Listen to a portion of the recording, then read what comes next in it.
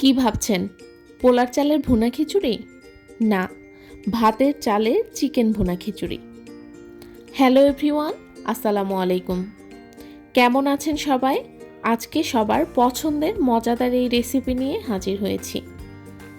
কম বেশি সবাই বিভিন্নভাবে খিচুড়ি রান্না করে থাকেন। আমার মতো করে আপনারা যদি একবার ট্রাই করে দেখেন, আশা করি ভালো লাগবে খেতে।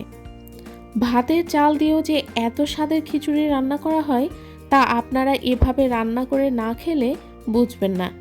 হয়তো অনেকে এভাবে রান্না করে খেয়েছেন, তবে এখনও যারা খান নাই তাদেরকে রিকোয়েস্ট করছি এভাবে একবার খেয়ে দেখবেন। আমি এখানে কিছু সবজি এবং চিকেন দিয়ে খিচুড়ি রান্না করেছি, তবে আপনারা চাইলে চিকেন স্কিপ করতে পারেন।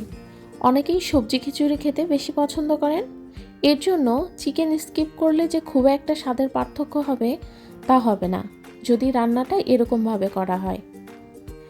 খিচুড়িতে মটরশুঁটি আমার ভীষণ পছন্দ।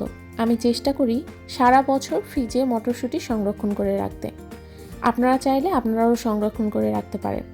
এর জন্য ফুটন্ত গরম পানিতে 1 চামচ বেকিং সোডা দিয়ে মটরশুঁটি 3 মিনিট ফুটিয়ে নিলে এর স্বাদ বা কালারের কোনো পরিবর্তন হয় না।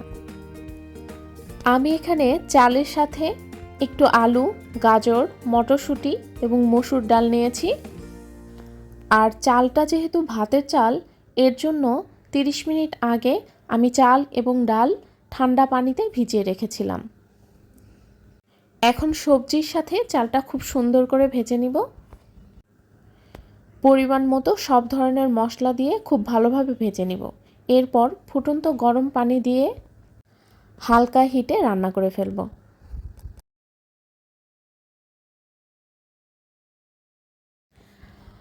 পানিটা বেশ খানিকটা শুকিয়ে এলে এর মধ্যে দিয়ে দিব রান্না করে রাখা মুরগির মাংস।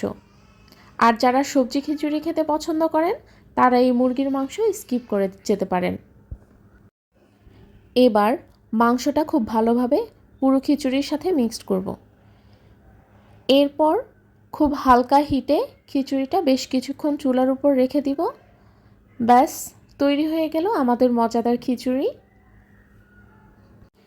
দেখুন কতটা লোভনীয়। আপনারা চাইলে একবার ট্রাই করে দেখবেন। সবাই ভালো থাকবেন। আল্লাহ হাফেজ।